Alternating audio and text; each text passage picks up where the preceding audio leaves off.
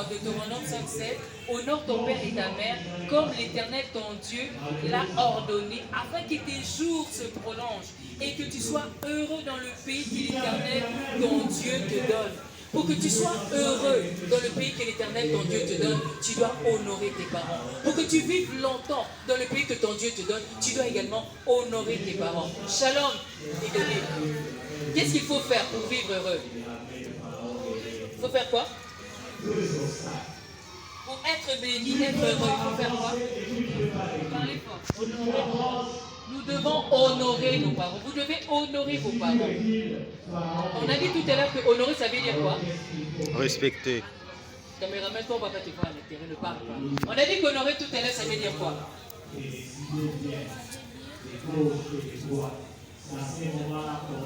Ça veut dire respecter.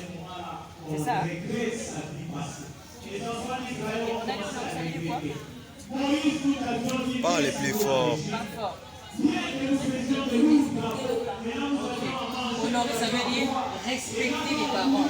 Si on respecte les parents, non seulement on vit heureux, non seulement le nombre de nos jours sont prolongés, mais nous sommes également sous la bénédiction de Dieu. Amen.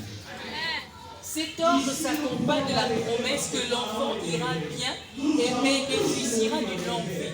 Si vous voulez bénéficier d'une longue vie, vous devez honorer vos parents. Si vous voulez bénéficier des biens de l'Éternel, vous devez également honorer vos parents.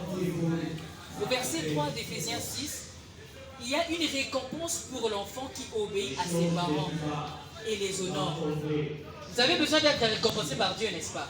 Mais avant même d'être récompensé par Dieu, vous êtes d'abord récompensé par vos parents. Un enfant obéissant, qui fait la joie de ses parents, généralement les parents sont durs avec lui, les parents sont méchants avec lui, les parents les traitent avec dureté, les parents le traitent comment, généralement? Qui peut lever la main et le dire?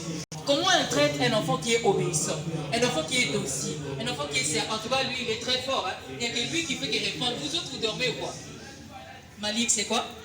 On les traite avec amour. On les traite avec amour. Comment est-ce qu'on traite encore un enfant qui respecte, honore ses parents? Oui? Avec gentillesse. Ok, on les traite comment encore? On le traite avec douceur. Quoi encore? Avec du respect. On les traite comment? Avec beaucoup d'affection, très bien. On le traite comment? Avec tendresse.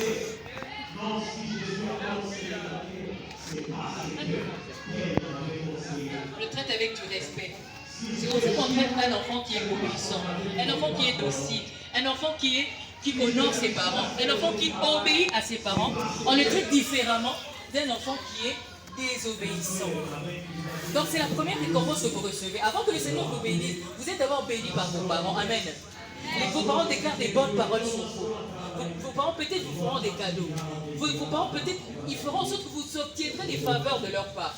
Et au-delà de cela, il y a la bénédiction qui ne suit pas toute bénédiction, celle que Dieu vous réserve parce que vous obéissez à ce commandement. Amen. Au-delà de ça, il y a quelle bénédiction? Il y a quelle bénédiction? Je viens de le dire tout de suite. Au-delà de la bénédiction des parents, il y a quelle autre bénédiction? Il y a la bénédiction de qui? Ok, il y a la bénédiction de qui? Ok, il y a la bénédiction de Dieu. Nous ne devons jamais l'oublier. N'oublions jamais cela. Parce que les parents peuvent être limités dans leur manière d'agir. Les parents peuvent être limités dans leur action. Mais Dieu n'est jamais limité. Il y a même des fois des orphelins qui ont grandi sans père ni mère. Mais le Seigneur, dans sa fidélité, à cause peut-être de la manière dont ils se comportaient quand leurs parents étaient en vie, non seulement le Seigneur a permis que ses enfants puissent étudier alors qu'ils n'avaient pas de secours, mais également le Seigneur a fait en sorte que ses parents soient grands, que cet enfant-là devienne grand. Vous n'avez jamais vu ça? Attends, ça même chanté ça, n'est-ce pas? Dans un de ses chants. Un enfant qui n'a ni père ni mère, il a étudié et finalement il devient quelqu'un. Mais cela n'est possible que si vous êtes respectueux. Cela n'est possible que si vous honorez vos parents. Amen. Amen. Lèvons-nous, nous allons faire quelque chose. Nous allons prier.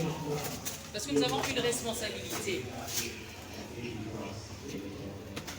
Nous avons une responsabilité envers nos parents. Nous avons une responsabilité envers ceux qui sont nos responsables. Certaines manières que nous devons agir afin que vous-même vous soyez en bénédiction. Amen. Je vais faire une prière. Vous allez répéter après moi. Et après, je vais prier pour vous. Seigneur Jésus, je te remercie parce que tu as permis que je puisse connaître ces choses à l'avance. Parce qu'il y a des gens qui n'ont pas eu cette opportunité d'apprendre qu'il faut honorer ses parents. Il faut leur obéir. Il faut leur être soumis avec amour. Aujourd'hui, je viens demander pardon au-devant de toi pour la désobéissance, pour l'impolitesse, pour les réponses malveillantes, pour les boudéries, pour l'insolence, pour les choses que je commettais qui ne t'honoraient pas à la maison. Je te demande pardon. Purifie-moi par ton sang. Aujourd'hui, je prends la décision et de vivre longtemps.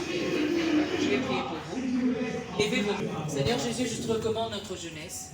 La jeunesse de la Codib, de cette adolescence éternelle, ces jeunes qui sont encore en train de grandir. Je te prie, Éternel, d'étendre ta main sur eux. Que ta bonne main soit sur ces enfants, hommes et garçons, filles et garçons plutôt, afin que tu puisses sceller cette parole dans leur cœur. Qu'ils sachent que la longévité qu'ils peuvent avoir ici-bas sur terre et fonctionne également de la manière dont ils se comportent par rapport à leurs parents. Ta parole déclare: honore ton père et ta mère afin que tu vives longtemps.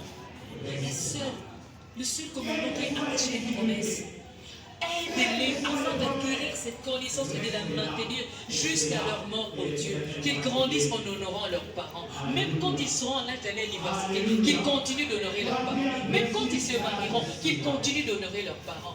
Qu'ils continuent d'honorer les aînés. Que ta grâce repose sur eux. Que ton esprit de sagesse, d'intelligence soit scellé au-dedans d'eux. Et que tu les aides à marcher en nouveauté de vie, en le respectant et en honorant leurs parents, tout en te gardant la place qui t'est due en tant que Seigneur et Père. Je te recommande que personne ne les détourne de ta voix. Vive pleinement ce que tu as prévu pour eux. Que ta grâce repose sur eux. Au nom de Jésus, Amen. Que le Seigneur vous bénisse. Amen.